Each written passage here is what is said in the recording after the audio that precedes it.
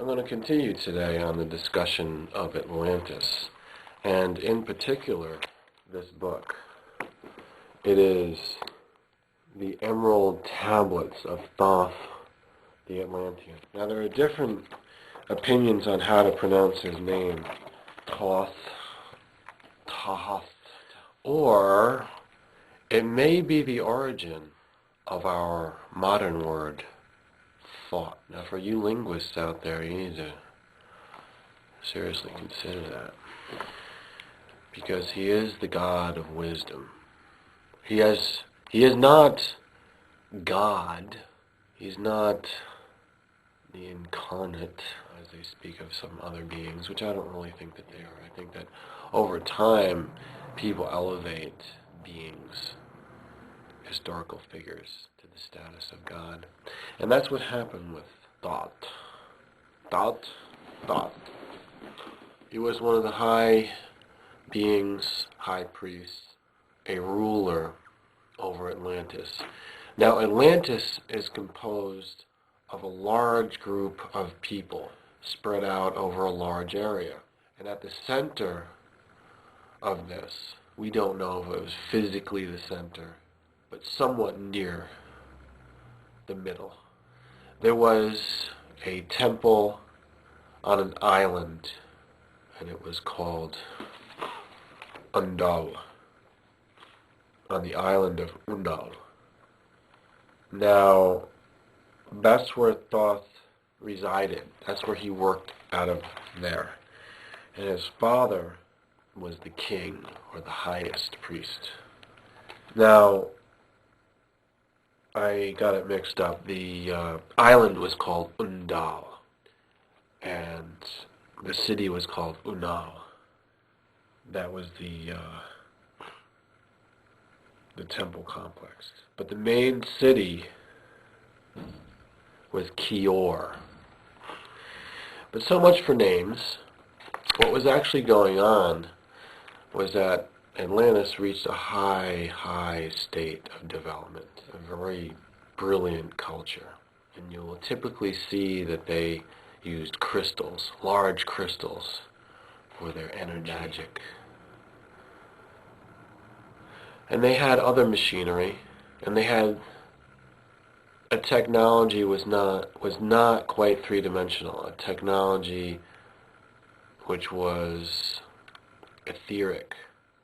It was able to create and affect the fourth dimension and possibly the fifth dimension. And this is the way they used to build. Now, jumping ahead to actually when Atlantis was destroyed, they had a war. There was a war with the evil forces. And the evil had to do with the incarnating of humanoids, the incarnation from other planets of these lower resonating beings. They were not as advanced as the Atlanteans. In the last stages, they invaded, either just through being born on the planet or by migrating in from the outer lying places of the earth. And you get this phase of the society, which was the later Atlanteans, that were in decline. They were not as wise. They were not as good. They were not connected with the power that created Atlantis in the first place. They were possibly some of them from Mars, because Mars was going into a phase that, attracted them to the Earth. They were aware that the Earthlings had something that they wanted. They were aware that it was a desirable place. So they migrated, they invaded the sphere. When you hear in our modern sci-fi stories about the invasion from Mars, Martians, Mars invasion, War of the Worlds. When you hear about this stuff, it's because of the collective memory percolating up into these sci-fi authors' minds. And they realize, like, yeah, Mars does invade. Mars does invade. You never hear about Venus invading, do you? You never hear about Jupiter invading. But you always hear about Mars invading. Now, why is that? I will solve that mystery, because mystery knows. The reason why we hear about the Mars invasion is because before our history began, in the prehistoric stage, just prior to ours, we're talking like maybe 30,000 years ago, and the Martians invaded, and in fact they're still invading somewhat. They're invading the planet. They're the war makers. And I will also explain to you that Mars in mythology and also astrology, and you'll find it on the tarot cards as well, that Mars is known as the planet of war. The god of war is Mars in the pantheon of gods. Now, why would they say that? Do you think it just has to do with a myth that's just symbolic? Like Mars is just an idea, and it represents like masculine, aggressive, warlike, angry, violent energy. Do you think it's just like symbolism? Or do you think it can actually do with the astronomically studied, through astronomy, one of our nearest neighbors in the solar system, Mars? Do you think it has to actually do with the planet? Well, I will tell you right now, it actually has to do with that planet. And we are studying it. And we are looking for traces of civilization. Well, they destroyed that civilization. They destroyed themselves. And what they had there was not like that advanced anyhow. What was there was not a civilization of the buildings and the infrastructure as we know it on planet Earth in our modern times. The things that they used to build, we would not be able to see the traces of it. There are some traces, but we don't know how to look for it yet. Forget about the canals, the canal system, because that's misunderstood.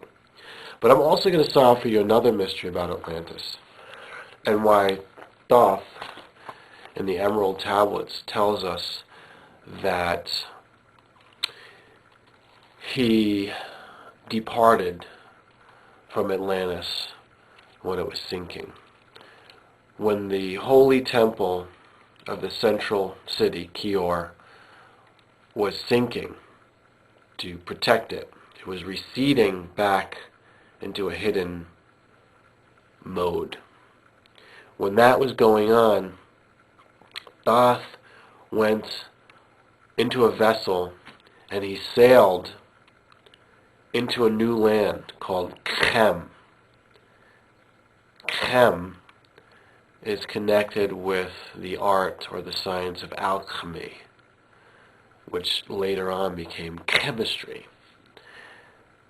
I think it became chemistry sometime in the 1600s into the 1700s. It was becoming more well developed by people such as, I want to say Kepler, but no, Kepler was with the astronomy, and so was Copernicus. There were other people that were using not telescopes, but microscopes, you see, and that's how they really started to investigate chemistry. But the origin of it is with the alchemists.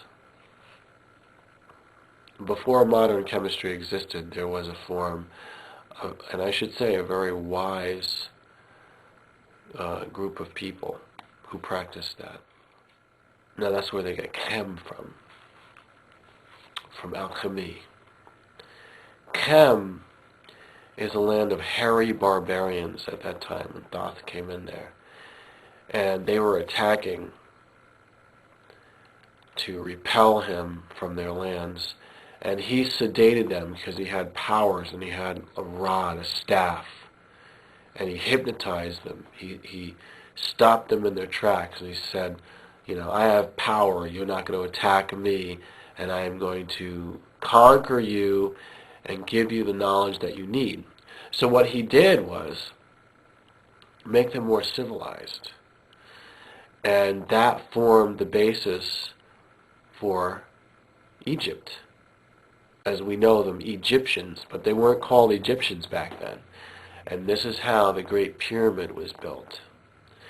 And it was actually thought that the pyramid is much older, way before all the other things. All the other things are copies and later developments and later stages of the Egyptian civilization. Egypt goes way back, and this is how it was started. Egypt as we know it was started by the sinking of Atlantis. What do you think of them apples? Them apples are very radical and controversial. And I'm going to report more on this from the Emerald Tablets. And there is prophecy in there. There is magic. And there is a lot of other things. And we're also going to be able to explain the sun god, the bright sun god, the god of the sun. There's actually the sun within the sun behind the sun god. And why Ra, Re, Ra, whatever you want to pronounce it. Sun god, soul, and the soul at the center of man's being, his soul. Soul, solar sun. Why is Zeus? Why is Jesus himself our closest son of God? You're a son? Son. If you're a son, you might be a son. S-O-N, S-U-N. Well, I'm going to talk about all these connections and how that got started and why we have monotheism today and we have pluralism and a pantheon of gods. And which is which and what's more important and what's true. And the root word of the Elohim, the God in Genesis, Elohim, the seven lords. Oh, I'm giving away too much. We're going to come back later to find out about Atlantis, the sinking of it, and now the rising of it in the mind of mystery.